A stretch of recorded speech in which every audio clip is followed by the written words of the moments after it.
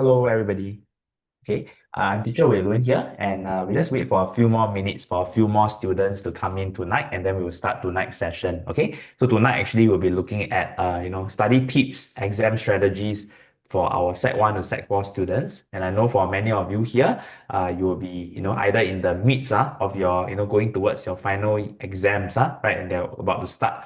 Or for some of you, you may be secondary four also, right? So let's wait about 1 or 2 more minutes, right? And then we can start, okay?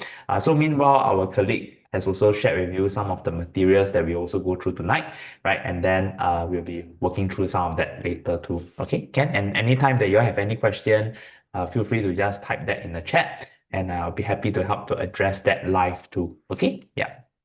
So just take about 1 or 2 more minutes, okay?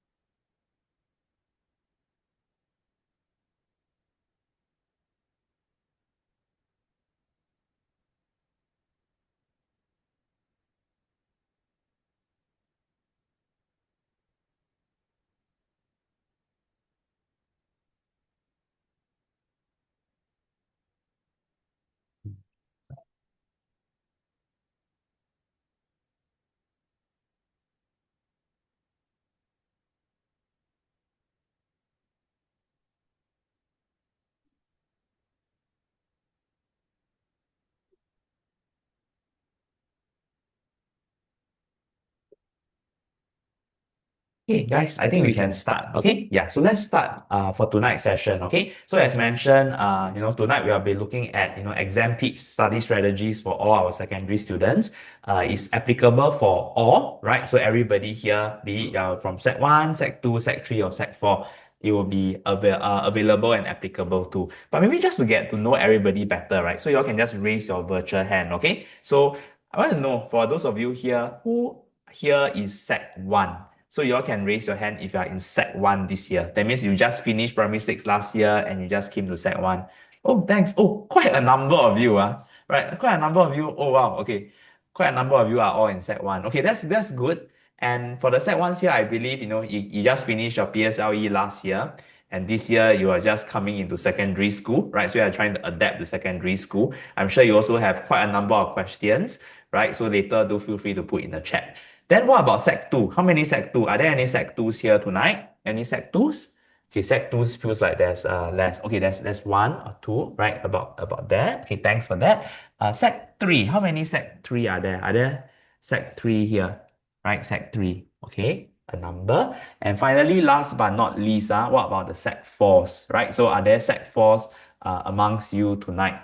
Yeah, quite a number also. Okay, so Sec 4s, I believe actually you're on your last lap towards the exams, right? And you just finished your prelims, right? So I hope that the prelims went well for all of you. But even if not, just think of the prelims really as a way for you to gain the experience, right? So look at the subjects that you take, right? Which one is the one that you are still struggling a bit more with, right? And then focus your effort on that. So later, what I'm going to do is that I'll also go through some of these, tips on how do you make use of your prelim results, how do you gather some important information from there, right? As you prepare for your final exams, okay? And I think for all of you here, right? So maybe also just to check, are there any IP students amongst you all in the crowd? You all can raise your hand if there's any IP students, right? Integrated program. Anyone? Yeah, I see a small couple of students. Okay, thanks for raising your hand. Right, so I suppose most of you are moving towards the O-level exams, building towards that lah, right? But a couple of you are also looking at IP. But in truth, actually, if you look at it, even if you're in IP, right, the key difference, right, so is that you don't have your Sec 4 year 4 examination, right? You don't have that key milestone exam. But along that journey, you will see it's still quite important. What's still quite important is that you are taking exams, right? There's still going to be tests in school for you to take. And number two, actually, is even more important. I would say for those of you in the IP track that you need to ensure that your foundation in your studies is good. The reason why is because you see, you don't have the Sec 4 part to study for. But what's going to happen is after that, when you go to JC, right? the jump is going to be quite significant, right? Especially when you go from secondary school all the way to JC. You can think of it as the jump in the requirements, the syllabus, and everything is a lot higher. So a lot of times you see that IP students, if they kind of slack off in secondary school, right? Then they have problems adapting to JC. And why? Because they didn't build a good foundation. So that's also something to note. So particularly so, actually, I think across the different tracks that focus on academics is going to be important. Okay. So with that, I'm going to be sharing screen, right? And then we'll go through today's session. Okay. And again, feel free to just raise your hands and ask any questions. Actually, don't even need to raise your hands. Just type in the chat, and then I'll look at that from there, right? And then we'll just address from there. And I know that actually for all of you, right? So for the Sec 4s, in fact, I would say that you have a little bit of a short gap, right? Where now you're actually preparing for the O levels, right? But what about the Sec 1 to Sec 3, right? I believe a lot of you actually are starting your exam this week, right? So how many of you actually are starting exam already? Or tomorrow already got exam? Tomorrow we already have, right? Yeah. So quite a number of you will have started this week and starting with English and quite a number of subjects also, right? So, I believe that that's also something important lah. So as you study for the exam, right, you may be wondering, what do you focus on, right? How long do you need to study? How effectively? What are some of the tips for you to study effectively? These are the things that we will also run through later, okay? And I think over here, if you look at it for the secondary students here, right, I do see that, there is quite a number of things usually that is a problem, right, for everybody, right? So number one, you don't have motivation to study, right? So even though it's near the final year exam, you may feel like, you're not motivated. Or number two, you are always using your phone, right? So some of you may be using your phone to scroll TikTok or use your phone to play games, right? And you will realize that, you try to focus, but after 5 minutes, you cannot focus anymore, right? Or number three, right? So that's the same problem, right? So you are distracted by your phone, and because every time you're scrolling on your phone, you study for 5 minutes and then that's it, right? You cannot stay focused on your study, right? Or number four, right? So number four, actually, you look at it, quite a lot of people are guilty of that as well, right? And you can see over here, right? That essentially this is one thing here that is important. Okay. Yeah. So hi. Yeah. Okay, so just to take note over here, right? Essentially, these 4, 5, and 6, you can see always waiting to the last minute to get things done, feeling tired and stressed out, and feeling like you are burning out as well. Okay, Ken? Yeah, I'm going to also adjourn to the main screen. So just give me a minute, guys. Okay, so let me just stop share first. Okay, and let me adjourn to the main screen. Okay, Ken.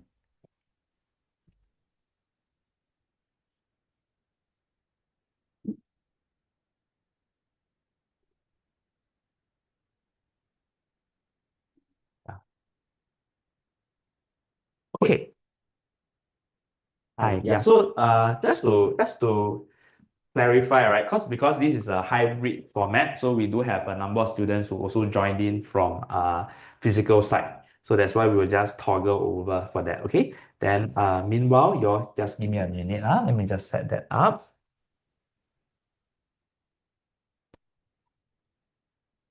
Okay. Hi. Hello. Yeah, I think I saw you yesterday, right? Okay, can. So today actually what we are going to do is that we are looking at study tips, right? And the challenges that students face lah. Let me, sorry, help me to toggle the slides. Okay. Yeah, then we can take this out. Yeah. Okay, can. Okay, so the very first part that we want to talk a bit about today, right, is really, okay, if we exit this screen, right, I think what is important here is really in terms of goal setting, right? So that's a small part that we'll talk about at the start. And really, if you look at it here, right, how do we think about it? It's because as we look at, students, right, as we work with students, I think a lot of time we do recognize that, when we study for the exam, sometimes it may be the case that we don't have a goal in mind. Actually, I do see just now on the chat also and also on here, right? So over here, I think in the physical crowd, more of our students are Sec 1, right? They're Sec 1 this year, right? So Sec 1, maybe they have not thought that far ahead to the goal setting, right? To the key objective that they want. But maybe if I post it to the students online, okay? So maybe y'all can also type in the chat for the students online, especially the Sec 4, right? The Sec 4. Have you actually thought about where you all want to go already? That means which school you all want to go. And if you think about it, right, now is the right period to think about that. So you all can just type in the chat, especially for the Sec 4, because I saw quite a number of you, right? So how many of you actually have thought about which school you want to go to? Or even for the people here also, right? So have you thought about, essentially what you want to score for your final year exam? Have you thought about that? Not yet, right? Okay, so that's quite common. But what about those online? I think some of you raise your hand, but you can also type in the chat, right? You all can also type in the chat or raise your virtual hand. So how many of you actually have a dream school in mind? Be it a dream JC or a dream polytechnic that you want to go to? Thanks for that. So Jude and I think two others also raise your hand. So Jude, Paru, and Shashan. Okay, thanks for sharing. And if you were to share, if you don't mind, right, can you all type in the chat what is your dream school, right? So where is it that you want to go to? You all can also just type that in the chat if it's okay, if it's convenient. If it's not, then no worries, okay? Yeah, but what I can see here is that it is good, but you can also see, right, actually a lot of people don't really have that in mind. So what would be a good start is, I would say that for most of the students here, in fact, even for students at like secondary 1, secondary 2, and secondary 3, it's not too early also, right, to already start to think through actually where you want to go, right, when you want to go to post-secondary. Why? Because then you have a target in mind. So the way to look at this is that if you look at this idea of goal setting, it's really getting to know the idea of why and what you want to do, right? So if you look at this example here, right, on the slide, right, this person wants to get into Hwa Chong, right? So I'm just using Hwa Chong as an example, right? So I'm not promoting Hwa Chong, but you can see over here, he's very clear that he wants to go to Hwa Chong. So if you want to go to Hwa Chong, then you can see the reference is, okay, I want to get a net L1 R5 score of 4 or better, right? 4 or better. So what does that mean? So if you want to get a net L1 R5 score of 4 or better, then you must actually get these scores for the different subjects. So if you break that down, right, that will mean, okay, so Hwa Chong is pretty competitive, right? So Hwa Chong is very competitive. And if that's the case, then you can see we need to actually get like A1 for English, A1 for math, A2 for combined humanities, and a few more A2s here and there, right, for the other subjects, for them to be able to do well enough for this. So that's how we think about it in terms of like goal setting, right? The idea behind that is that we look at it in terms of, this is my big goal, right? My ultimate goal is I want to go to Hwa Chong, right? And for me to be able to do that, I will need to get these scores for each of my subject, right? So that's how we think about goal setting, right? But maybe I can turn to like this student here, right? So even though it's quite early for you, right? So it's you're in Sec 1 only. Do you have a dream school that you are thinking about? Like when you go to, like for example, do you want to go to JC or do you want to go to Poly next time? Or have you thought about that at all?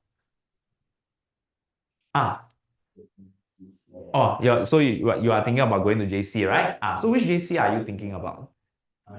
Oh, not yet. Okay, so no worries. Yeah, but I think it's already a good start, right? The very fact that you know that there is a path that you want to go, right? Then from there you can actually map out what is the scores that you need, okay, and how to get there, right? So I think that's important. And I think amongst you all in the crowd, actually there were quite a number of Sec 4 students, right?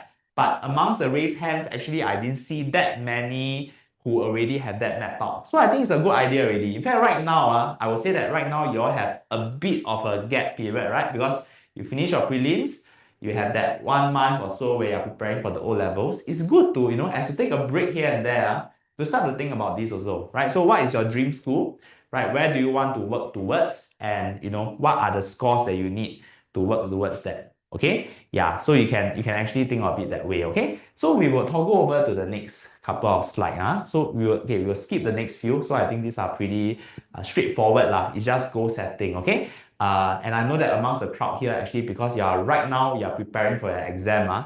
So I thought I want to focus a bit more on this part, which is implementing a study plan. Right. So maybe I can also ask the students in the crowd. So firstly, for you, right? Are you starting your exam already? Not yet. Oh, when's your exam? This Thursday. Oh, this Thursday, and it's English, right? Okay. Oh, today your brother never come, Oh, he's gonna come. I see. So yeah. So essentially, you see, most students will be starting this week already. Okay. And what's important here, right, is that we always get this question from students, and that's something that we also want to address upfront, right? Which is, Actually, if you look at it right now, particularly, right, I would say for the students also online, especially if you are Sec 4 or even if you are Sec 3 and Sec 2, you may be wondering, okay, so how do I prepare for the exams, right? Let's say, for example, I am quite weak at mathematics or I'm quite weak at chemistry, right? And, what should I do, right? What should I do to prepare? Should I be practicing past year papers or should I be doing some more drills? So my tip here, right, is that if you look at it, it's a good way for you to start to stock take already. So how do we stock take based on this diagram? Is that you can see here, for many of the Sec 4 students, you already know your prelim scores, right? So you know your prelim scores for all the different subjects. Think of it as where do you lie along that spectrum, right? So think of it this way as where do you lie along that spectrum?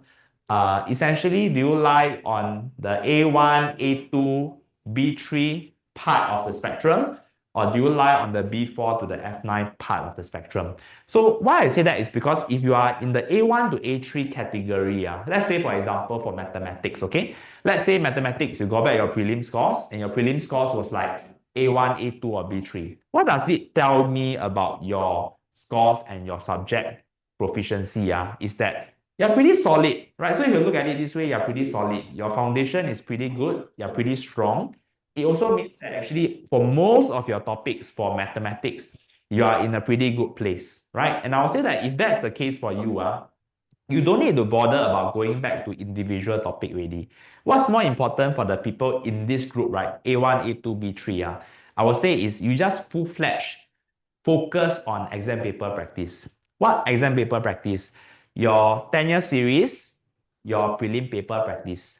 Those are important. Why? Because for the people in this category, I will say that you are already more or less there already, right? In terms of your conceptual knowledge. So what's important now is really sharpening your exam skills, exam tips, exam techniques, and also knowing what are some of the trending questions that come up. So what you also need to know, right, is particularly for subjects like sciences, for subjects like mathematics, right, they are more topics based. There are usually these things called trending questions. That means if you look at it like over the last couple of 3 to 5 years, there are these questions that keep coming up or similar question types.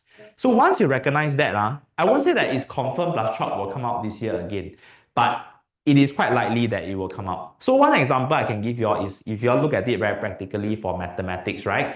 Increasingly over the years, you see last time, they won't ask this kind of explain type of question, right? They won't ask that. Usually it's just doing workings and getting the answer, correct? But right now you will see actually there's more of that, right? They will actually ask you this kind of, oh, explain this, right? Explain why this is like that, right? There is that kind of explain type of question. So some of you may find that that's a bit strange, right? Especially for the lower sec.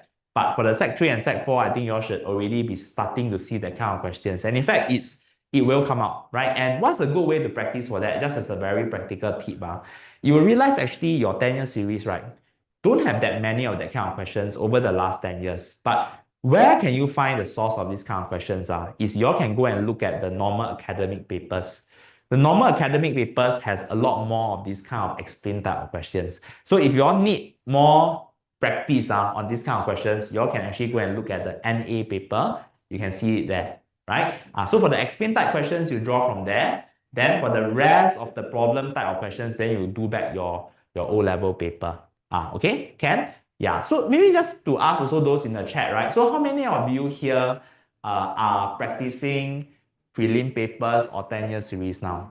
Y'all can type in the chat. Maybe to be okay. I think about 2 to 3 of you mentioned you are practicing that. That's good. And on average, actually, so if I ask you all right per week, guys, you all can type in the chat. Okay, how many mathematics? I'll just say math because I know some of you do A math, some do math, right? So not all of you may do A math, but all of you definitely do math. So for math, how many papers on average are you all practicing per week? Per week. You all can type in the chat also. Don't be shy. So I notice you all are raising hand and everything, but you all are a bit shy to share, right? In terms of the number of papers you're practicing and everything. So why do I ask that? Is because I would say that generally so people always ask, right? What is the right number of practice to do?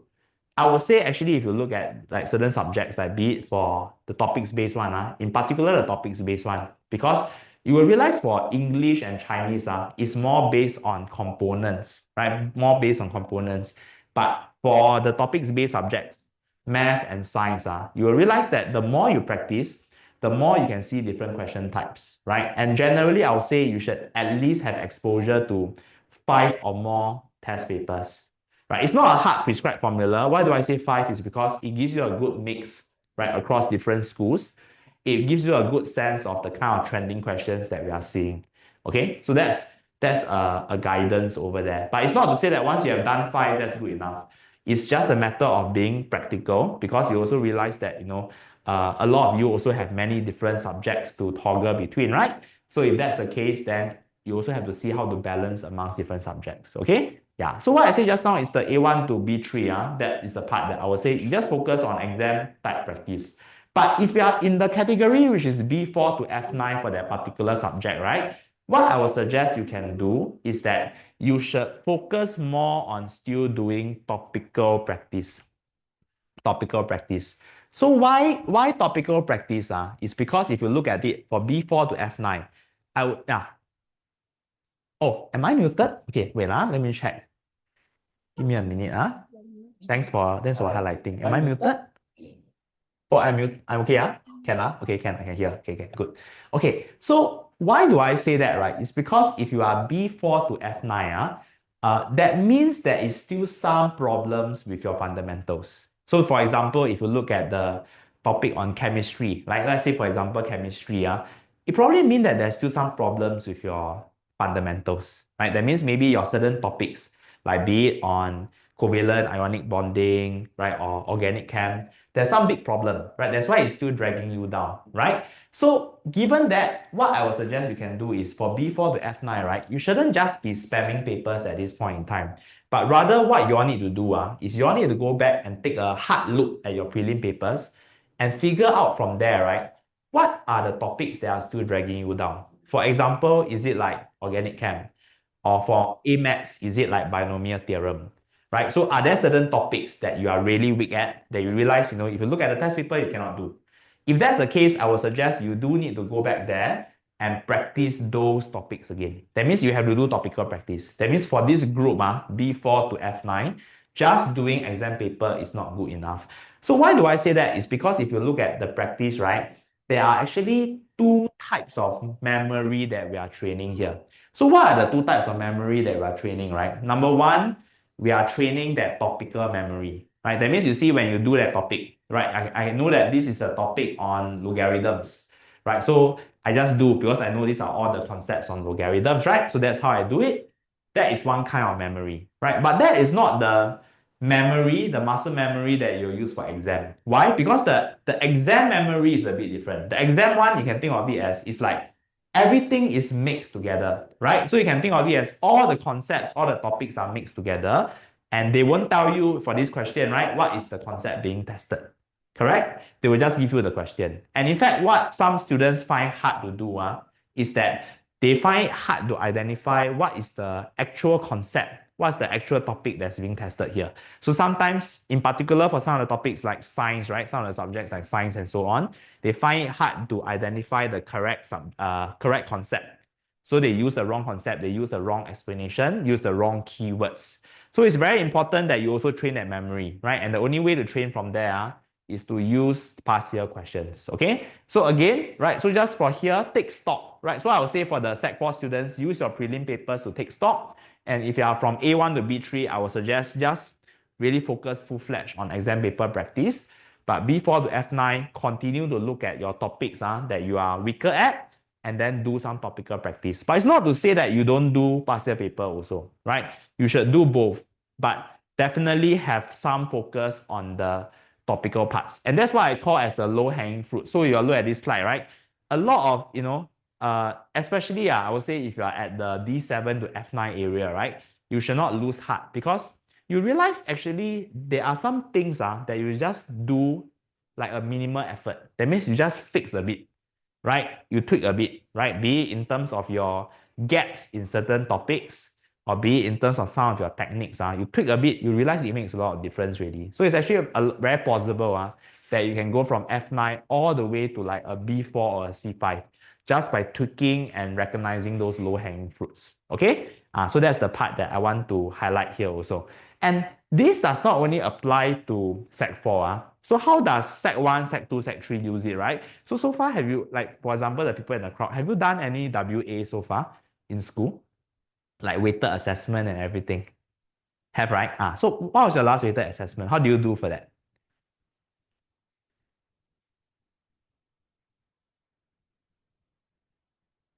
Yeah, how do you fare across, or maybe if you use one subject, for example, maybe you use science. So how do you do for your science? First is the one I got an A1. Oh, that's great. Yeah. So do you get A1 for every one of your subject? Not really, right? Okay. Wait, then which one was your weakest subject?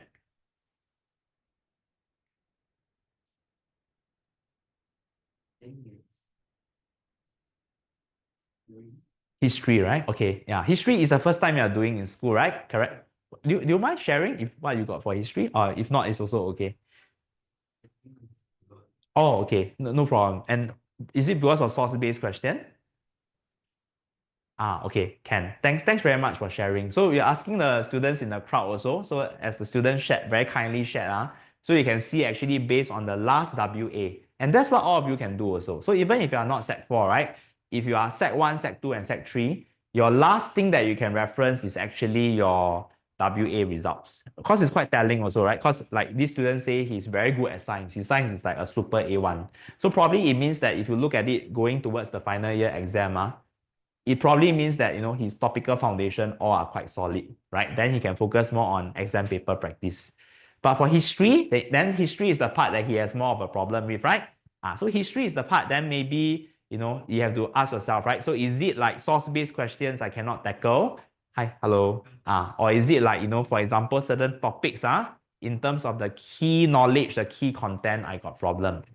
Okay. So that's where we are coming from. Okay. So that's for this slide, right? The main takeaway here, do a stock take, right? Don't let your prelim scores go to waste. Use that as a way to really figure out what you need to do. Okay, Ken? So we go to the next slide. Right. So if you look at the next slide here, right, how do we do this? It's like what I mentioned, right? So if you look at it, how do we actually study? The idea is that when you do the topical practice, and that was the question I think as we engage some students, right? The problem that they face is that they will ask themselves, how do I know what to focus on, right? So sometimes some students, right, they may say like, I don't really know what's the problem with me, right? So maybe I'm not doing well in, say, history, humanities, or maybe I'm not doing well in, say, physics, but I really don't know which is the topics that I struggle with, right? And maybe if they look at their exam paper, they also don't really know, right? So how do we then know, right? What exactly are the topics that we need more practice on? So you can see here on the left side, right? There's this idea of creating a focus map, right? A focus map of topics. And what do I mean by that is that over time as you practice, right? So this is your brother, right? I think yesterday I saw both of you as well, right? Maybe I can ask you as well since you just came in, right? What is your strongest subject in school? Math, right? Okay. Then what's your weakest subject? Chinese. Okay, so quite different from your brother. Your brother's strongest was science, the weakest was history, right? Okay. So what makes it difficult for you for Chinese? What is the part that makes it like most problematic for you? Is it like the 词语 that you struggle with, or is it like certain component like maybe 理解问答 or 作文 compre okay 理解问答 right can. So right, another student that I asked in the crowd, he mentioned the problem that he faced for Chinese is comprehension, right? So that is a component based thing, right? So that is how we can identify also. But I'm going to go to the next slide. So if you go to the next slide here, this is actually one way in which through that so-called color coding that you can actually use as a way to prep. But this one I would say, right, is also more for those of you who still have a bit of a runway. That means, for example, let's say if all your exams end by this week, then not much of a runway left. But let's say if you are Sec 4, if you are Sec 3, right, where you have more subjects, because Sec 3 also just starting the exams, quite a number of subjects to work through, there's still a runway for you to build this in. So how do we look at this particular table, right? This color-coded table is we look at the example using mathematics. So for the Sec 4 here, and I think also for you because you're quite strong in math, right? You should be able to recognize some of them. Is how we do topical practice, right? And topical practice here, you can see the way we look at it, what do we put in the table? Is that we can see here, there are the topics set out in the first column, right? The topics in the first column. And what do the dates record? The dates record actually when you last tried the questions in that topic. So for example, you see on 6th June, okay, June 2nd, you tried ratio and proportion. Then you log that in, right? You log that in. And what does the color code represent? The color code represents how well you did that day. So for example, maybe for ratio and proportion, right? You did 10 questions. And of 10 questions, actually you got only 2 marks only 2 questions correct. So if you only got 2 questions correct, right? That means there must be some big problem, right? Right? It means that you are probably struggling quite a bit, right? So that's where we put it as red. You see? So that means you can see over here ratio and proportion is red, right? And then the next time when you do ratio and proportion, right? So maybe 3 days later, you space it out, you practice. 5th June, you try again. But the same pattern repeat itself. So you try the questions and you realize actually you can only get 2 questions out of 10 correct. So if that's the case, right, then you put as red again. So do you see what we're trying to do here is, if it's red, that means you got everything wrong, right? Mostly wrong. But if it's yellow, that means it could be in between. That means out of 10 questions, for example, you just pass. Maybe you got 5 or 6. If it's green, green, that means it's excellent understanding. That means everything you got correct. So maybe out of like 10 questions, you got 10 out of 10 or you got 9 out of 10, right? So why do we color code like that? You see, guys, so when you look at this, like for those of you here, when you're practicing, especially for the Sec 4s, right, you are going towards the final mark about 1 month or so. As you do this, you can actually tell, right, where are your weak parts. For example, if you look at this guy, right, you can see then quite clearly that this guy is quite weak at probability, and this guy is quite weak at ratio and proportion, right? And I think for those of you in particular, the Sec 1 to Sec 3, you still have time, right? Because after this year is done, you still got like Sec 2, Sec 3, Sec 4 waiting for you, right? So this is a good tip that you can already start early in the year already. That means once, your new year start, you prep, right? When you practice on your own, you can do this color coding, right? You can do this color coding, then you can see where are your weak areas. And straight away, you can see then I should focus more on the ratio and proportion, and I should also focus more on probability for this student. Okay, so this is what we mean by a topical map, right? So that you can see from there also, right? Where you need to focus on, okay? So let's go to the next slide, okay? Yeah, so next slide, right? Right now, if you look at it, right, we are in that last lap for the secondary 4, and for the other levels, actually right now you're already, in your exams already, right? So I would say that actually right now, in English, right, Thursday, English, right? Yeah, you also? Oh yeah, because you're in the same school, right? Yeah, okay. So how's your preparation so far? So asking the audience here, okay, so you are studying English, right? So 2 days to the exam. What do you all do? Wait, maybe first I ask you all, is English the only subject for this week? Or you all still have another subject on Friday? Only English, And what are you all tested for Thursday? Is it compo or both? So essay, both, okay. So how you're preparing between now till Thursday? And I think that's also something that everybody is thinking about, right? Because what I put down here is probably applicable for Sec 4 because you still have a bit of runway. But for those of you Sec 1 to Sec 3, actually you only have that 2 day or so only, right? So you may be wondering, what's everybody doing? Right? What's everybody doing? And I'm sure your first paper is typically English, right? So what's everybody doing in these last few days to the exam? So maybe I can ask the people in the crowd first. So for you, what are you doing in these last 2 days? Revise English, right? How do you revise? How do you revise? Like just revise, is it? And what do you do? Do you like read model essays, do practice? What does your revision involve? Okay. I just do stuff that's related to English. Do stuff related to English lah. Okay. Then what about your brother? Ah, yeah. I see. How come you think? How come you're not sure? Yeah, you're not sure what you are doing for the exam preparation. But okay, it's okay. But I think you all were just a bit shy to share, right? But you can tell that actually they are quite sure, lah, right? So they were saying two things, right? So number one, and I think all of you can type also, right? So for those of you, I'm sure, for those of you who are taking your exam, the first one upcoming is likely English. What are y'all doing in these last few days to the exam? Maybe y'all can type in the chat also, right? Then we can take a look at that. Right, but what the audience in the crowd has said is that, number one, they are reading some of those model essays, right? And then number two, actually, they are also doing some practice, right? So they are doing some practice for comprehension, right? Editing, etc. And you can see that it's quite similar, right? So if you look at it in terms of the last few days, I would say that probably lah, if you look at it really, right? If it's really that last few days to the exam, there is probably no need for you to really go back to the basics anymore, right, of the topics. Because by then, I think you should be more or less settled. In fact, I would say, if by like 2 days before the exam, right, you are still struggling with topics, it's already a bit of a red flag. Because by then, right, I would say if you cannot get it settled before that, 2 days before, it's quite hard for a miracle to happen also, right? So if anything, that's why if you look at how we look at this particular slide, right? In relation to the secondary four, right, is that you see, if we build towards the exam, we need to have some buffer, right? So if you look at it in terms of September, right? September there is still that runway for you to do some of these topical type revision. So what we can do is that, for example, if we use this example of additional mathematics, right? Additional mathematics is something that a lot of students struggle with. So you can see, you can focus on the key topics that you got problems with, and you can still do topical revision, right? Focusing on those areas that you have problems. But when it comes to, say, you see that October period, then really what's important is practicing the prelim papers and then doing some of those refresher of the weaker topics.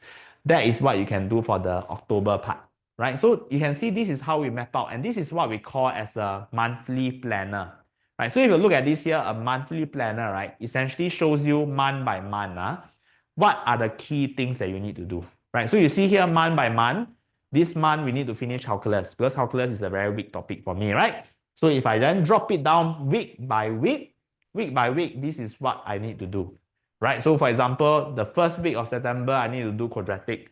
Week 2, surds and polynomial. Week 3, partial fraction, etc., etc. So the idea is also for the students online, right, is we go from a monthly planner all the way to a weekly planner, and then finally we go to a daily planner, right? So actually, maybe if I ask the students in the crowd also, right, do you all actually do planning? Like, do you plan? Then how do you study? Like, so from day to day, right? How do you determine what you want to study and how you want to study? Every day I do a different subject. Every day do a different subject. Okay, so that's a interesting strategy. What about you? I do the subject I'm most Because at bit more than the other subjects. a bit more than the other subjects. But do you also follow in that you only do one subject per day? Do you also do that? No, I study a bit of every subject. Okay, can. So you see, guys, also those online, right? So as you ask the students in the crowd, you can see different perspectives. Quite interesting, right? So one student said, the idea is they don't know what they want to study, but what they do know is they will only study one subject per day. One subject per day. Okay. Then another student say, I will focus on my weaker subjects, and I also mix subjects. I also mix. That means one day, I may not just study one subject, I will mix. So you see here, guys, there are two options, right? One is they mix. So you study a mix in one day, and the other is you just specialize, focus on one. Which one do y'all do? Y'all can type in the chat. Do y'all mix? Or do y'all only focus on one? Maybe y'all can raise your hand lah, okay? Then it's easier to see. How many of you do a mix? That means each day you will mix different subjects to study. Okay, quite a number, right? Okay, so thanks for that, right? So I see a number. Then how many of you is like the student in the crowd? That means every day you only specialize one only. That means one day your bandwidth can only be one. Got any? Okay. Some of you, I see you raise your hand 2 times. Then can't be 2 times, right? It must be one or the other. But anyway, thanks for sharing. So I see a good mix actually in the crowd. So why do I want to share this, right? Is I want to share this very interesting phenomena with you all, which is based on studies lah, and actually based on experience, right, of different students and even myself. What is quite useful is the idea of mixing subjects when you study in a day. And what is this word here? There's this word called interleaving. Interleaving. So what's that word? You all can go and Google, right? So scientific studies have shown, and it's actually proven in reality, right, that when you mix subjects to study, so some people feel like, okay, when you study, you prefer specialize on one, right? Because you can focus more easily, you won't be so distracted. But studies have shown, and actually experience have also shown it, that when you mix across different subjects, it actually helps to strengthen your brain connections a bit better, right, when you study. Why? Because your brain, right, is not just focusing on one thing. Your brain is forced to divert their attention between different things. That means in one instance, it's probably looking at history, studying the rise of Hitler. Then another moment, you are going to practice math questions on algebra. So you see what's happening to your brain at the time is that it is actually forming connection, right? And you may not even realize that, but the brain could be thinking in its mind, forming connections. Okay, Hitler was about 1940s. So 1940s, if you put it in terms of an algebraic equation, how do we link? They are drawing their own linkages. And what happens is when the brain draws the linkages across different subjects, it becomes stronger. Because why do you all see that it becomes stronger, right? It's because in the exam, right? Exam is all about applying familiar things in unfamiliar contexts. Do you all realize that, right?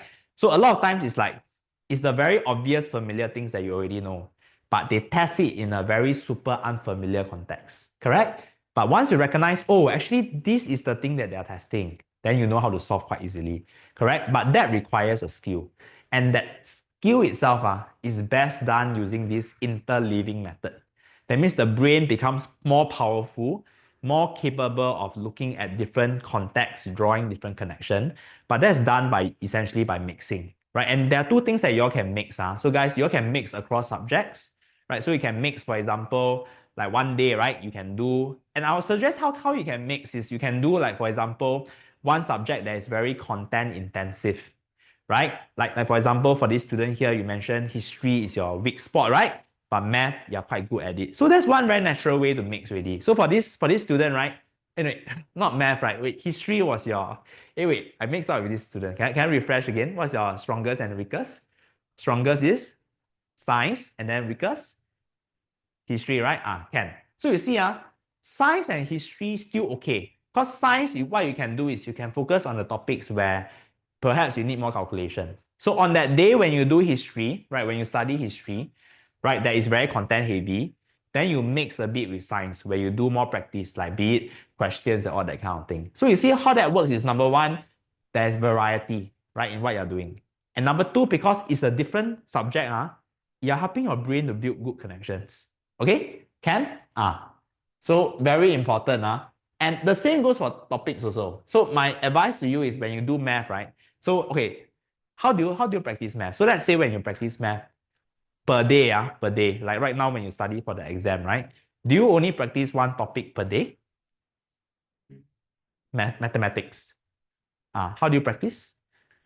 Do you practice exam paper? Do you practice by topic? How do you do it? Or do you not practice because you are quite good at it already? No, I just do random things on a calculator, and I can just find out find out like use up a calculator that can be useful like in the future. Okay. So you mean you use your calculator to try? There's an exclamation mark like inside the calculator. Okay. And then like I figure out how it works. Oh, Then just useful.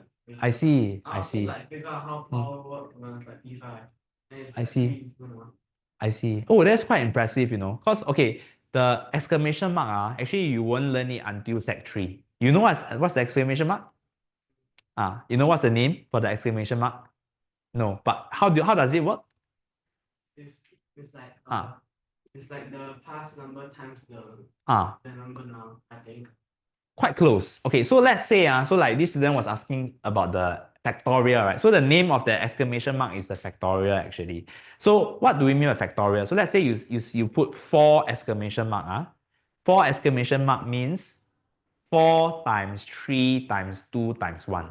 That's what it means. Okay. Then 5 exclamation mark means 5 times 4 times 3 times 2 times 1. That's what it means. Okay. So this student has a quite interesting, sharing, right? So what he does is that instead of practicing, he will use his calculator to explore different functions. In fact, that is a good tip, because especially for the upper sec students here, right? You realize a lot of times you can actually use your calculator to check a lot of stuff. So one good tip there is that in terms of calculator functions, you can actually do it to check certain things. Number one, standard deviation is one thing that you can check on your calculator, right? So you all should know that, that you can actually check your answer. Like for example, in statistics, in Sec 4 math, right? When you calculate, you can actually use a calculator to check whether you got the correct number or not. But you should also realize that you cannot just rely on the calculator for the answer because there's also working marks, particularly where it's 2 marks or more. You do need to show the working. But what's useful is after you have done the working, you have gotten your answer, you can use a calculator to check, right? And like this student here, he used the calculator to explore. That's also a good way because once you know that, right? Because you see, you learn it 2 years ahead of your friends. So in Sec 3, I will tell you a lot of students still struggle with the exclamation mark. But now that you already know that, you are already some way ahead already. Okay, yeah, but why do I ask that question is because you will see here, when you practice topics like math and all that, you will also realize what's good is that you need to mix topics, right? You need to try to mix topics. Again, why? Because it's training that muscle memory again. Because you all will realize, right? Let's say if I do a worksheet and I tell you this worksheet is on a certain topic like coordinate geometry. So when you do it, then you can do it quite well because you know that this is testing all the concepts on coordinate geometry, correct? But do you all know then why do you all struggle when it comes to exam? When it comes to exam, it's because everything is mixed together. So sometimes I look at this question, I don't know whether it's testing me on, say, this topic on polynomial or this other topic, right? So I struggle with that. So what is important is that you need to mix topics as you practice. Okay, so that's the part. So the idea here is what we call as interleaving. So you mix subjects and you mix topics, right? And how you pair, one way you can do it is, you see, in a day you may not have that much time. So perhaps just 2 subjects. So you can pair one of the more quantitative one, like math, right? With history, for example, right? Okay, can why your phone is ringing or something? Is it? No? Okay. So that's the main part, okay? Interleaving, right? So remember this technique. Okay, next, let's go on to the next slide. Okay, so here, right, we have talked a bit about planning, right? We have talked a bit about planning, and in the template that I have shared with you all, right, you all will also see a template for that. I will do a quick sharing of the template, but I won't be going through it in a lot of detail. So you all can access that yeah, from here, right? So I will show you all that, okay, in just a second, just to let you all see how to plan. Because if I ask the audience and I ask those online, I think we have asked just now, a lot of you will say you don't plan, right? So that means you just study what comes to mind. Correct? So what your mood feels like. Correct? Okay? Yeah. So how do we actually think through the planner and everything? So we'll take a look at that later. Okay? Yeah. Okay. So as we toggle that out first, later on I will show you the template. So what y'all can do is y'all can also take a look at the template for now, and then we can take a look from here. Yeah. Okay. The Microsoft Edge document. Correct. This one. Then you can share screen.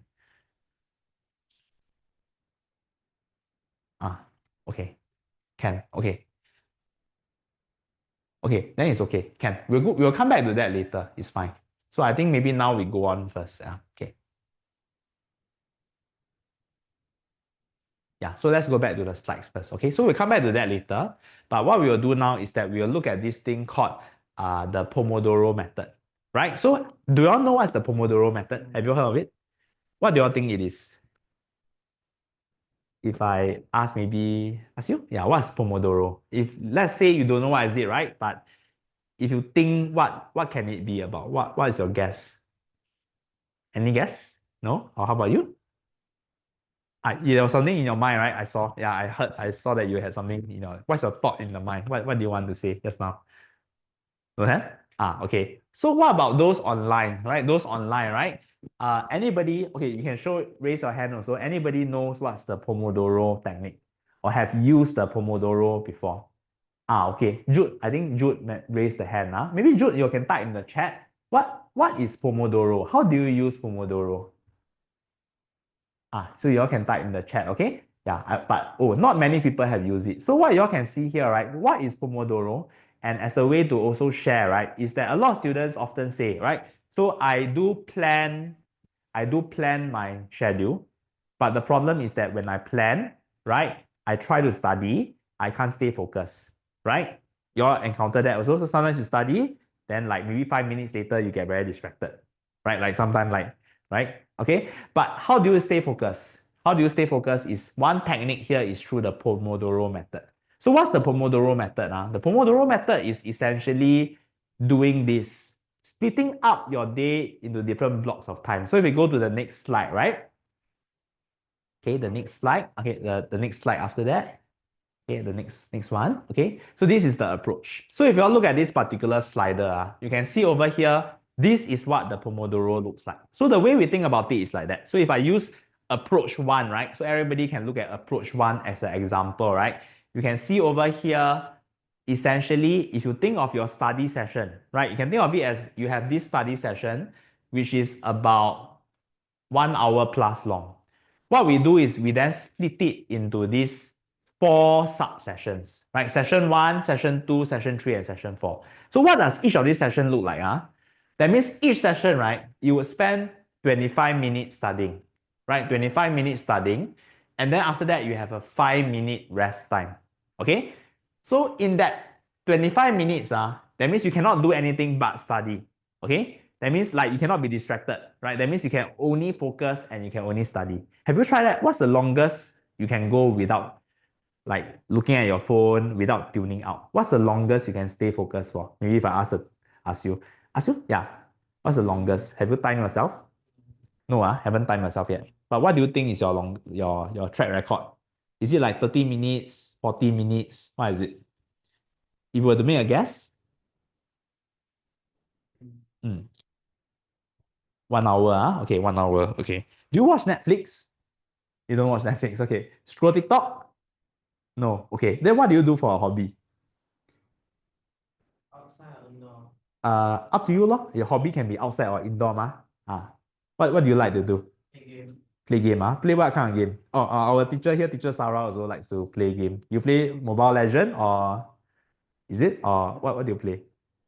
Roblox. Roblox, Okay, so why I asked that, because when you play game or play a hobby, right, it's the same idea in that you also need to spend brain power on it, right? And the brain power, right, it also determines how much concentration time you can spend. So Roblox, how long can you play without being distracted by anything else?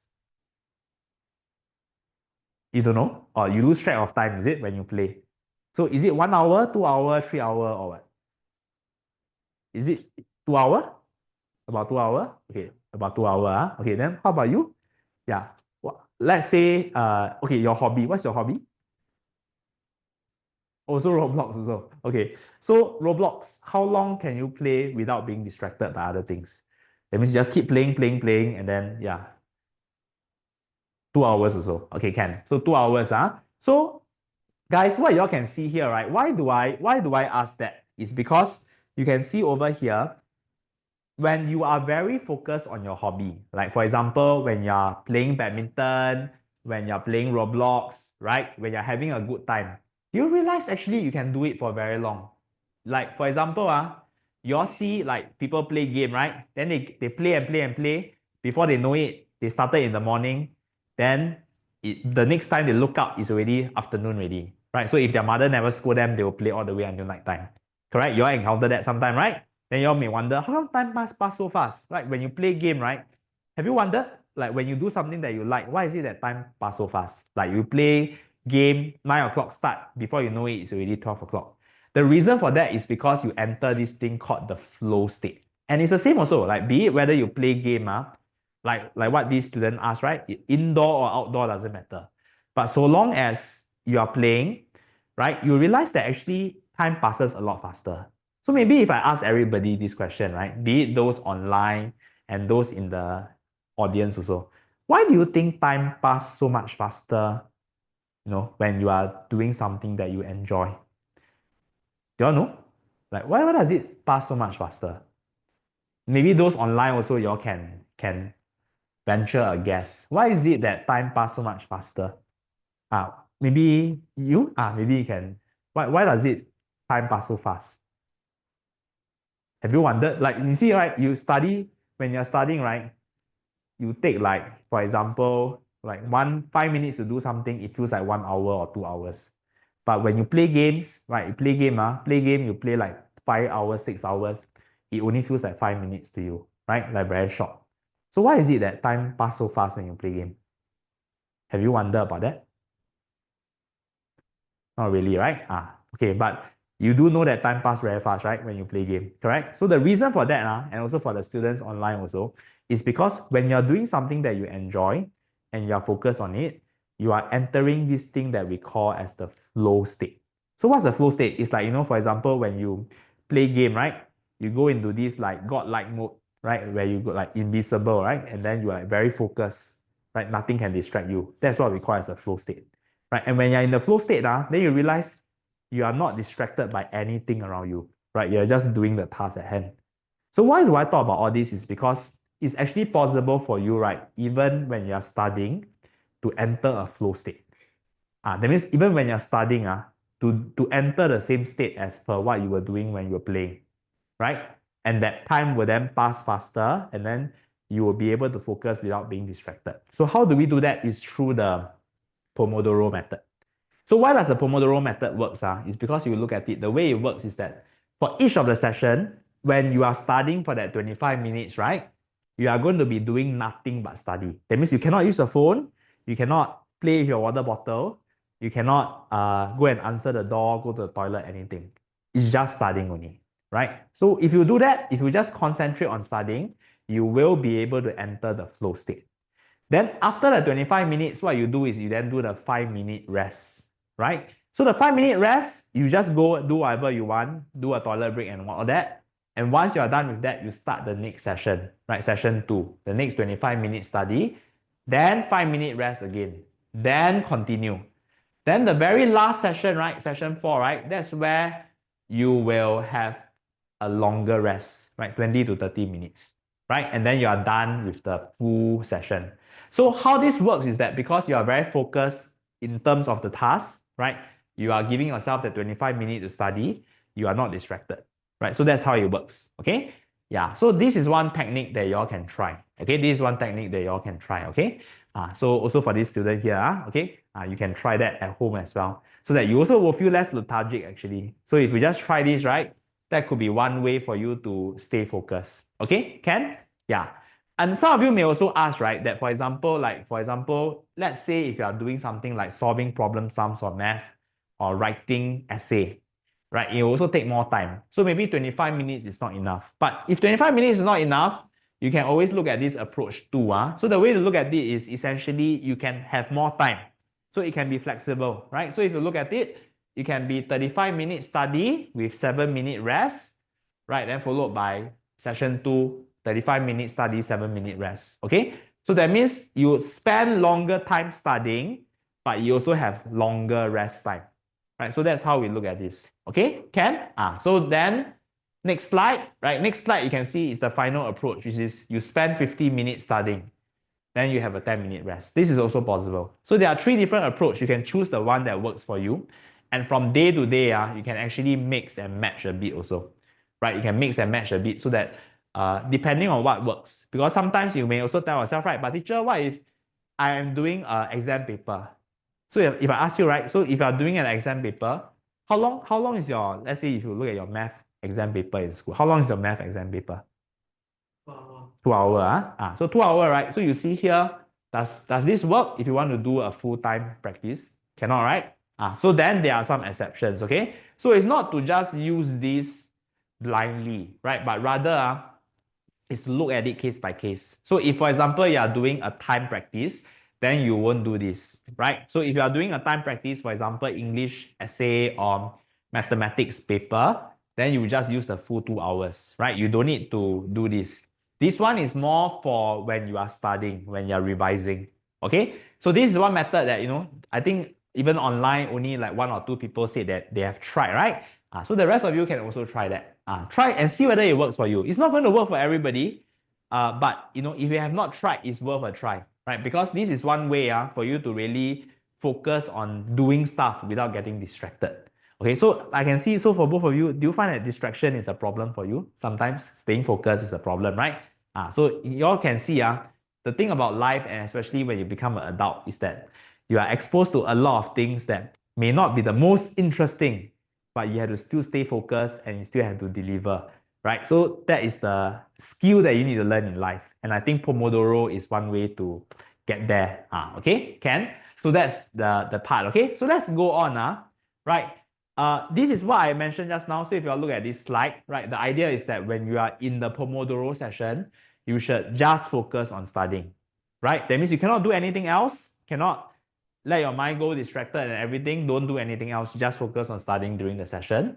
And the second one is like what this student mentioned just now also, prioritizing, okay? So what's important is that you also prioritize the most important and the most challenging task first at the start of a session, right? So some of us, right, you see what we do, right, is that we do the easier things at the start, right? So if you do the easier things at the start, right, you realize the problem is that at the start, you are very energetic, correct? Like just now when you came in, you're more energetic, correct? Then after that, your energy goes down. And the energy goes down, then you realize, oh, now I still have the hard task, the very challenging one. I have to write a full essay. But now I got no more energy already, correct? So you have to be strategic about that. You have to start with the most important task first, okay? And the third one I mentioned, right? So pairing subjects together, right? A more content intensive one with a less content intensive, okay? So that's one way we can do this, okay? So let's go on, right? Okay, so here, right, interesting question that comes up, right? So I want to focus more in particular on part 3, the lofi music, right? How many of you, do you all know lofi music? Have you all listened to lofi music before? Okay, how many of you, so maybe for those online also, right, you all can raise your virtual hand now. How many of you listen to music when you work or study? You all can raise your hand. Okay, quite a number, about four of you, 4 or 5 of you. Yeah. Does it help? So you all can, again, so do you feel distracted when you listen to music and work at the same time? If you feel distracted, you can raise your hand. Oh, quite interesting, So what I can tell from here is that for those of you who are listening to music, you don't feel distracted by it, right? So why I ask that is because a lot of students always have this question also, right? So they will ask, oh, teacher, right? I want to listen to music when I work, right? But will I be distracted, right? How about you all? Do you all like music? Like music, right? Then do you listen to music when you practice math, everything? You do, What's your favorite music? Who do you listen to? Who's your favorite singer? Or is it pop singer or is it classical or which one is it? Don't have. Or you too shy to share who is it? Okay, never mind, it's okay. How about you? You don't like music, right? Okay. So it's a good point. So you were saying that you listen to music when you work, correct? You listen to music, right? Do you feel distracted when you do that? No. Okay. So that's a very good point shared by this student in class. So he's saying he listens to music because he likes music and it does not distract him. So my response to this, right, is whether music helps with studying is it depends on person to person, and it also depends on the type of task. So I would say for a general person who usually doesn't listen to music, but he wants to try listening, the way to do it is that, for very easy tasks, that means for that kind of task where you're just practicing, very repetitive drills, like for example, very easy math questions. If you are doing that, right, it is okay to listen to music. In fact, the music will give you the momentum. It will give you the groove to do the task at hand, right? Because it's an easy task. But if it's a very difficult task, for example, if you are doing a very long essay, right, be it for English or looking at humanities or something very difficult for A maths, that kind, then it's not a good idea to listen to music. Why? Because your brain, right, only got limited brain power. So it's quite difficult. Like, for example, if the task at hand is very challenging, right? That you can divide your brain power between two tasks. That means you listen to music, and then the next time you are doing something challenging, it will be very difficult. So my advice here is that if you want to listen to music, you can do it for easy tasks, right? To help you get into the groove. But for very difficult tasks, then it's not a good idea. Okay? But again, like I said, it depends on person to person. So for example, if you are the type that from young, right? That means once you were born, you had the headphones on your ear, right? You're very used to music, then it's okay, right? Then it's okay. But it's more for those of you who have not done that, then you probably, want to just take note of this, okay? Okay, can? So that's on the music part, Okay, finally, the last one, right? This part is on study buddy. So when you study, right? So I think a couple of you here, you're brothers, right? So do you study together? Like, do you study in the same room? No. Or you study in separate room, right? Okay. Then for those online, how many of you study with study buddies? That means you don't like to study alone. You prefer to study with others. Okay, thanks Cindy, thanks Paru, okay, and Jing Heng as well. Yeah, I think quite a number of you also. Okay, and you can see over here is quite a common thing, right? So a lot of people, they love to do it together, right? They go to a library, right, together with your friend. And I think it's also good company, right? So you realize actually, because when you're working, then you realize somebody is hard at work with you, or somebody is suffering alongside you. Then you won't feel like, you're so lonely. Correct? Like you also, right? You all don't feel lonely because you are together in this experience, right? So it's the same idea here, right? But you realize the problem with that is that sometimes also is you feel like it can backfire. Why? Because you may get distracted, right? Because with your friends, right? If you are with friends, they may talk, and then you all will talk about random stuff, and then after that you get very distracted. So that is the drawback. So one thing that I can suggest that you all can do, right, is that you can actually look here. If you try, is it possible to click on that link? Yeah. Okay. Okay, and then you can take a look at this, okay? So it's just something interesting, right? So pass the advertisement first. You all should be able to see the slide, right? We can skip the advertisement. Yeah. So this is one example, and I would just recommend this for like the secondary students because secondary got more discipline compared to primary. So primary students, you tell them go online, then they use it, I don't know, they watch Roblox, watch everything, right? Not very discipline. But secondary students, I think you all know better. So this is one example, right? This is quite a quirk. So if you look at it, this YouTube clip, right, is just of what? It's just of a person randomly flipping the book, and it's in Shibuya, it's in Tokyo, right? And you see here, right, how many people view this, right? There is like a total of millions of views for this particular video. So why is this video so popular, right? It's because somehow psychologically, when people view it, that means they study at home, they put this on the laptop and they look at it. Psychologically, they feel like there's somebody studying alongside them. So they feel like, oh, I'm not so lonely, there's somebody actually studying here, and there's a good, nice Shibuya view, and I feel very motivated by that. And you all see there's actually a timer, right? You all see a timer there? The timer is the Pomodoro. This guy is also doing Pomodoro. So literally, you see the timer, right? It helps you by timing 25 minutes. So once the 25 minutes is up, it will ring, then he go on a break, and then you can go on a break also.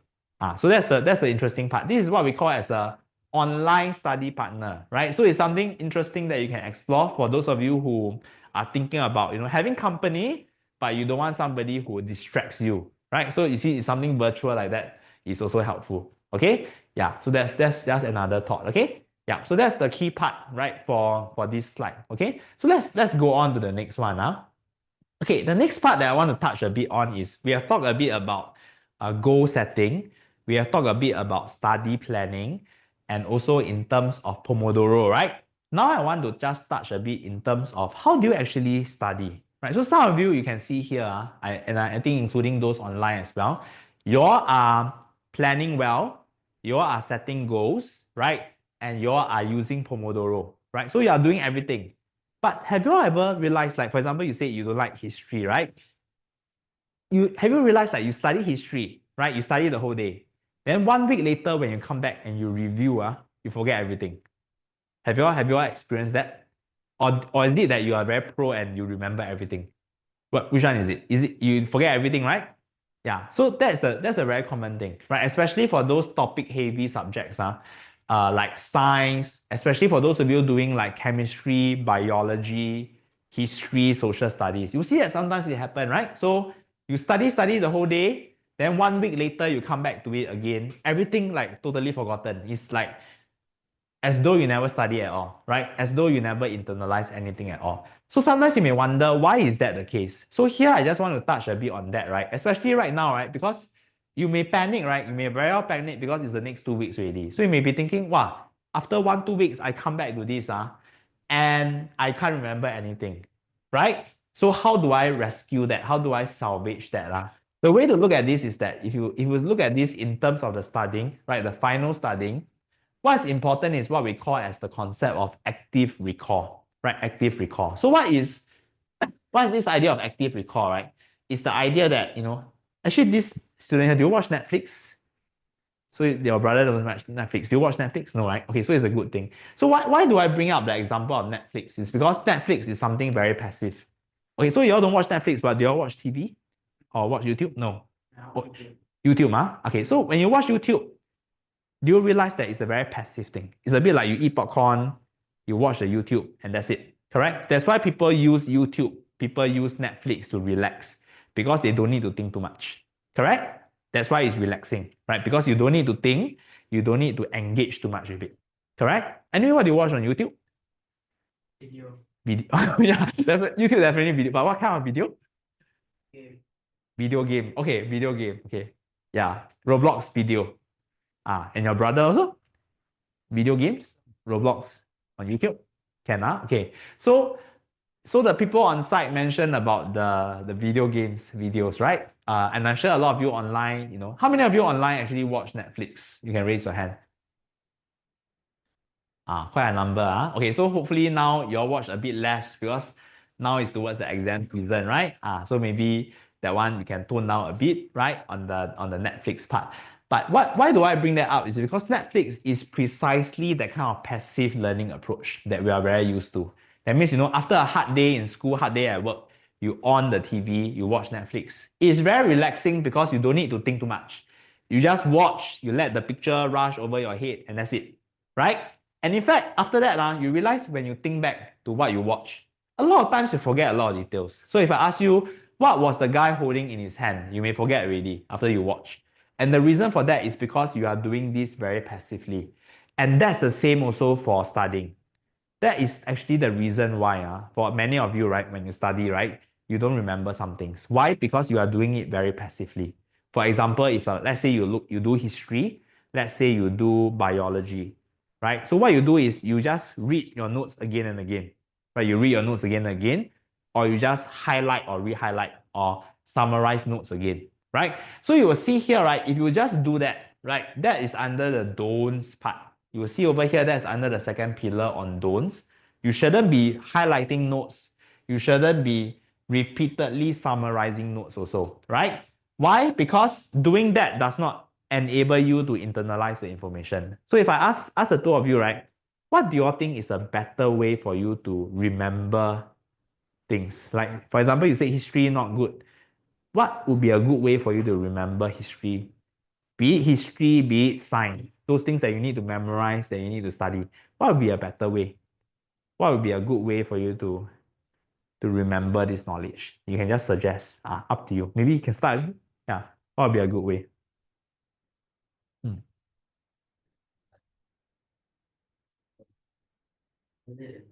Way that you think fun. Learn in a way that makes it fun and engaging, right? Okay, so that's one good way. How about you? Yeah.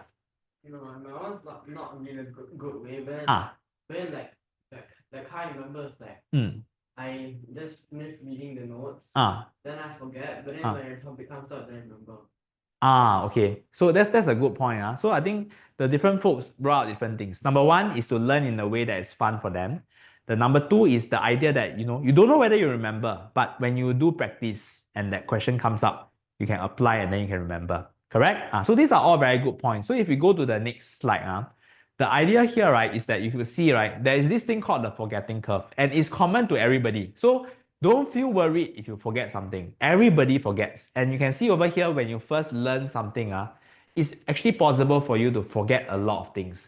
But one thing I can tell you all as a tidbit that's quite interesting is that your mind, right, actually doesn't forget anything. You can think of your mind as a library actually. It's a very deep library, right? And everything that you learn, right, actually it gets chucked into the library. Okay?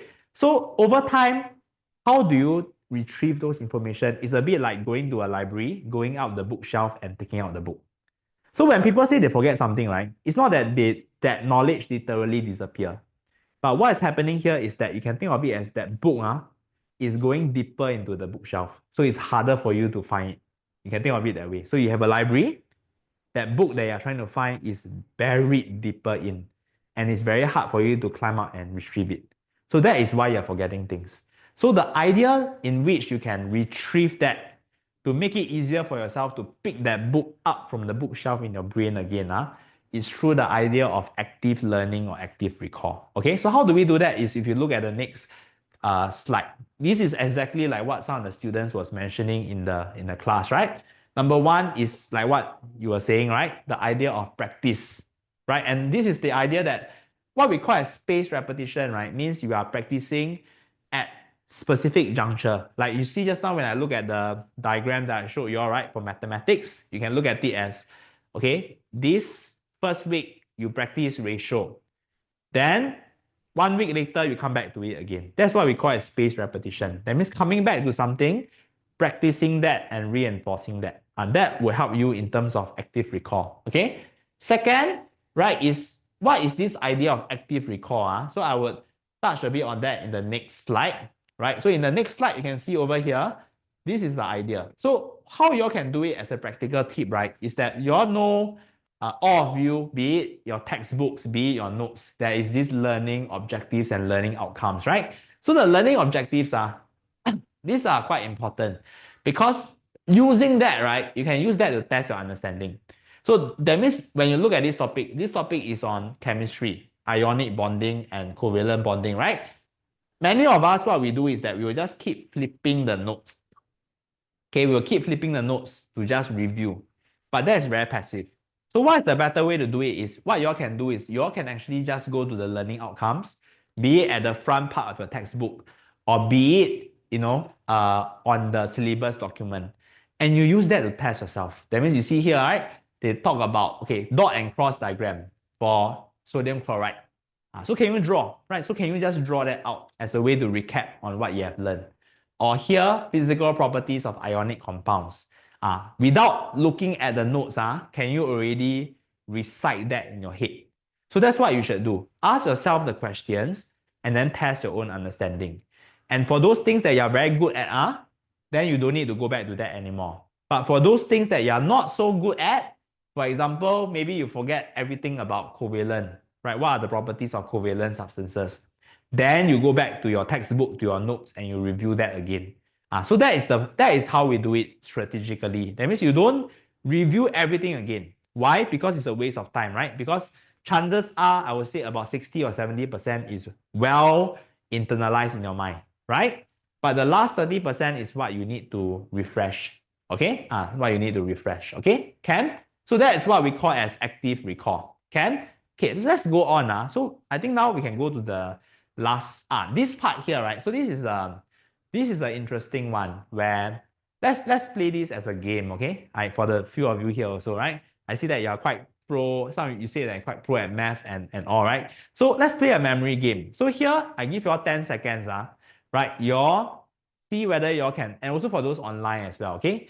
Whether you all can memorize this list of words that appears here.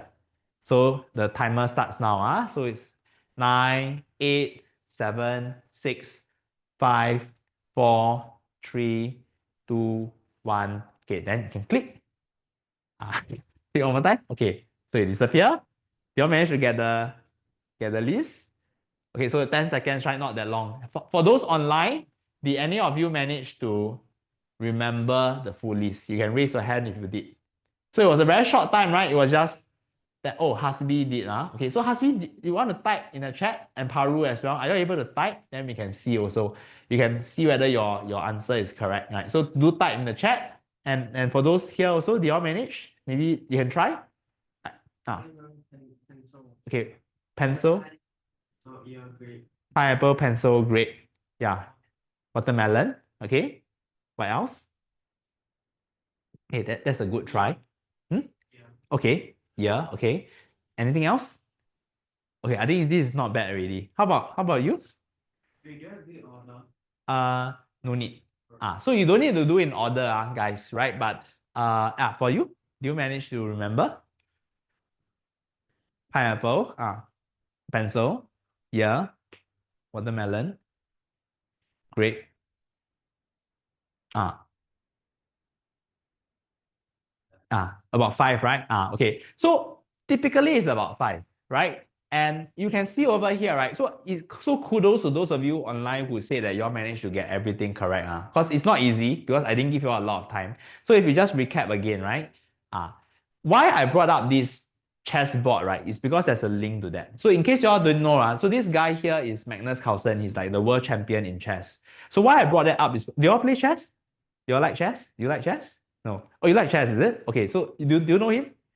You know him, right? So he's the top world champion. But do you know what is the common characteristic of chess players? Chess players all have super good memories. So they can actually memorize thousands, hundreds of thousands of different chess opening and commit all of that to the memory. Like literally in their mind. Like, so can you imagine, like for us, sometimes our memory, like bird brain memory, right? Something we 1 second ago we know, then we forget after that. Theirs is like superpower memory, right? And how do they do that? The way they do that is through this method called chunking. So how they chunk is that essentially, they look at it as they see a pattern, right? So when they see an opening like that, they see like this is the pattern. Or that means the bishop moves here, the pawn goes up, the knight goes like that, right? They see the pattern, right? And different patterns they associate with different opening. And that's how they remember all of this. So why I brought it up is because you see the list of things that I told you all to try just now. If you all just click on it, right? If you click through, you can see the different category. Okay. So you all can see over here, right? You can technically categorize by fruits, stationery, and body parts. So if you had done that just now, guys, for those of you online as well, you will realize that actually it's a lot easier for you to memorize. Correct? So if you see, oh, fruits, actually there are 3 types. Then stationery, 3 types. Body parts, 3 types. Actually, you have gotten everything correct already. And what makes it easier is because now we are grouping them together, right? We are chunking them together, right? So that is the idea behind that actually. And even in school, even in your study right now, right, you all can do that. So how does that help, right? Is that, for example, if you see maybe for like mathematics, what you all can do is you all can look at different question types, right? So for those online, I think a lot of you, many times you all will say you struggle particularly with like A maths, right? Additional mathematics. So you can see over here, right? One example is you can see for additional mathematics, there are different question types. So for example, if you see the topic on binomial theorem, right? Binomial theorem, there's 2 main question types that come out. There's a question on binomial expansion, and there's a question on general term, right? So if you look at it, if you know, oh, these are the 2 groups, then it's actually quite easy for you to just remember and apply your understanding. So that is how what we call as categorizing. So that's what y'all can do, I would say, in particular, where the topic-based subjects, math, science, history also, right? When you look at, history, humanities is also possible, right? Do the chunking, recognizing the question type. Okay, can So let's go on. Let's go on to the next slide. The next slide after that is fine. Okay, so this one, right? Okay, the next one after this. Okay, so this one, right? Let's try this. Okay, we will just play this recording. Okay, can it be heard? Cannot, let me see. Can on it. Yeah. Then you're here. Go back to the one before that. Okay, you look at this one, right? So both of you can look at this and we play the recording.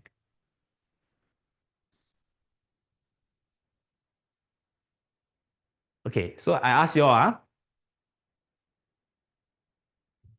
Okay, can what do you all hear? Yeah, what do you hear? Green needle, right? Okay, so let's go to the next slide. Okay, and you look at this, right? What do you hear? Yeah, you look. One more time, Yeah, so what do you all hear? You heard green needle, what do you hear? Green needle as well. So the idea here, right, is that, guys, this is an interesting brain experiment where essentially the sound that was played is a same sound, but you will hear different words depending on the word displayed on the screen. So just now when you saw the word green needle, right, you actually heard green needle. Technically for this one, okay, this one something interesting happened. Technically, you're supposed to hear brainstorm because you can see that's the word here, right? But the very interesting thing is this, which is, and I think that was what happened in your case, because in your case, you still had the word green needle in your brain, correct? So when you hear the sound, you actually heard green needle, right? So that's the very interesting thought experiment here, that essentially, right, if you look at the experiment like that, it's really what you are thinking in your mind that matters. That is the takeaway from this, right? That no matter the sound is the same sound, but what you are thinking in your mind actually affects how you hear the sound. So for example, if you are thinking of green needle in your mind, you will actually hear green needle. You won't hear brainstorm.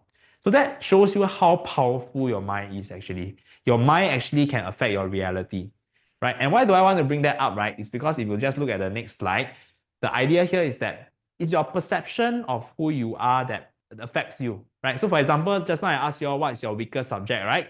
So if your weakest subject, if you feel that you are always weak at that subject and you never do better, then you will never do better, right? It affects your reality. And the same for those of you online as well, right? So just now we also asked which one is your worst subject. You will feel like, okay, maybe math all along is my worst, so I can never do better at math. But you realize that's what we call as it becomes a self-fulfilling prophecy, right? So because you feel like you're not good at it, you don't do more for it, and then you continue to be not so good at it, right? So the idea is that, you need to change that perception of it, right? So your brain is a very powerful organ, in that it can really affect the reality around you.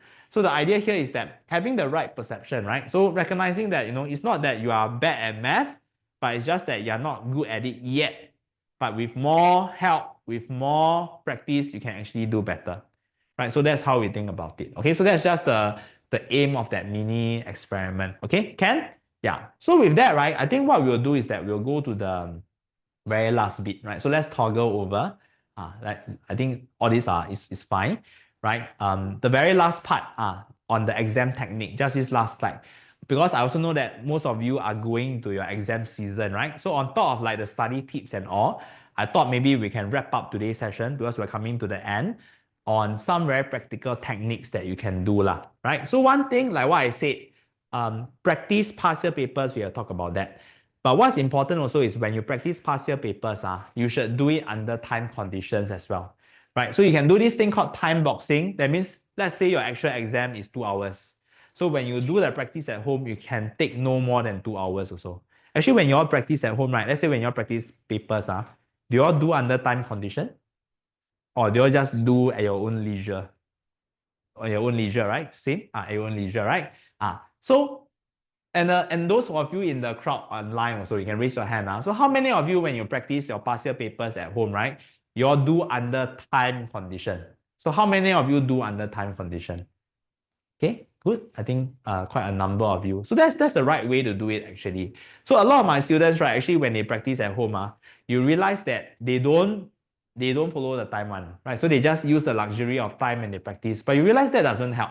Because if you do that, then you run into the problem of time management, right, during test conditions. So it's definitely very important to just do that time boxing. So that's the first part. Second part, what I mean by brain dump, right, is that you all realize sometimes it's a practical tip that there are always certain concepts that you struggle with. Maybe there's a certain mathematics formula or there's a certain science concept that you cannot remember. So what is this brain dump? A very interesting way to think about it is that right before the exam, the very hard things that you find that you have a risk that you can't remember, you just go and look at the textbook, get it into your mind first. Then once you go into the exam, right, the exam start, you straight away you write it down in pencil. Like for example, this formula, because like maybe the mathematics got this formula, you always cannot remember. Then you just write it down, right? And that's what we call as a 5-minute brain dump. So at least when you write it down, that provides a reference for you, right? In terms of some of these key formula that you always struggle with, right? But it's not to say that you don't do it before the paper start. I mean, it's when the paper started already. But that's the first thing that you put down first. Then at least there's a reference point for you. So that's what we call as that brain dump strategy, right? Okay, then number 3 and 4, I think is more the idea that, sometimes if you look at it, be it like math and science, sometimes if you don't remember or don't know how to do something, you just give up, right? The idea here is definitely don't give up, right? That means always try to write something and you never know because a lot of times there's like working marks and everything. So definitely by writing something, you never know whether you hit a meta mark. It's always better than not writing anything. So if you don't write anything, you'll just get 0, okay? Finally, right, question triage is, I want to talk about this a bit in different subjects. The idea is that if you look at topics-based subjects like math and science versus like English and Chinese, it differs a bit. So if you ask me, right, so some students always ask, is it a good idea to just look through all the questions first before you start attempting the questions? I will say that for some subjects, yes. So for example, if you look at subjects like humanities, like social studies, you look at source-based questions, it helps because those subjects, and even for English comprehension. Why? Because when you look at those questions, it guides you as to what you need to focus on when you read the passage, when you read the sources and the text. Or else, because if you don't read the questions first, right, you don't know what to focus on. Correct? So it helps you in terms of thinking through what to focus on. So for those subjects, I would say it helps in terms of reading through some of the questions first. But if you're looking at, say, math and science, then not necessary. There's no need. So some students, what they like to do, right, for math is they'll look through the questions, they go to the one that they feel, this one I can do, I'll do this one first. Don't do that. Just remember for math and science, it's already built in a way to give you momentum. It starts from the easy and then it goes to the difficult. So there's no need for you to flip to look for questions to do. What I'll suggest is for math and science, you just start from the front and just do all the way to the back, right? So that's essentially how we look at it in terms of what we call as question triage, okay? Yeah, so that's the key part here.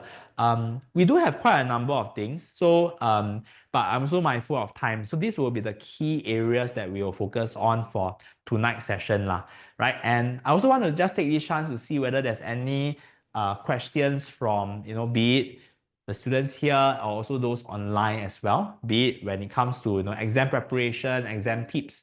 Of course, just to note, so this is the one of many sessions that we are doing. So today's session is a bit more general on study strategies, but over the next couple of days, so over tomorrow we'll have Chinese composition, right? So for those of you who are interested in Chinese argumentative essays, that's what we'll be doing tomorrow night. Then on Friday, we will be having the practical sessions for science, right, on physics and chem.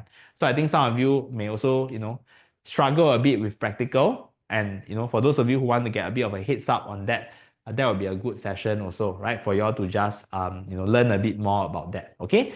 So any questions, right, be it from those here or those online as well? Okay, so if not, right, so maybe we'll just toggle to the last slide just to let everybody see. Okay, this one here, the secondary one. So just to let everybody know that right now we actually have these Telegram groups for all our secondary students. It's open to both MindStretcher and non-MindStretcher students, okay? So anybody is free to join. And what we have here on these communities are actually free resources, practice questions, invites to free webinars for everybody. So do feel free to scan and join in. And for those online as well, do scan and join in, and you can also get your friends and all to join in as well, because definitely it will be very helpful and beneficial for everyone too. Okay, and the templates I shared around, don't worry about that. The templates are pretty user friendly. So I think it's pretty self-explanatory. You will see that there was a few things that we talk about. Number one, in terms of goal setting, we talk about study planning, right? And the last one was a bonus one on note taking. So what y'all can do is just, because a lot of times students do ask us for like templates and all, so we're just sharing that for your own use too. Okay, and for this one, do scan, and then you can also join us, and we'll continue to use these channels to communicate with everybody and also to answer any questions that y'all have. Okay, yeah, finally, right, so the very last slide, so we are also starting our AY 2026 registration. So anytime that, for those of you who are interested to check out our classes in 2026, our programs, you can also just scan the link here, or you can also reach out to us via the contact number, right? Then you can also find out more about our programs and all also. Okay, Ken? Yeah, so with that, maybe just to see if there's any other questions in the chat. Yeah. Is there anything else? Nothing else, right? Okay. So if not, then thanks very much, everybody, for joining us tonight. Again, the channels are open. So anytime you have any questions, feel free to reach out to us. And we will continue to be hosting more of these webinars for everybody. Ken? Okay. So with that, thanks everybody for coming tonight. And we'll see you sometime soon again. Okay. Thanks everybody. Bye-bye.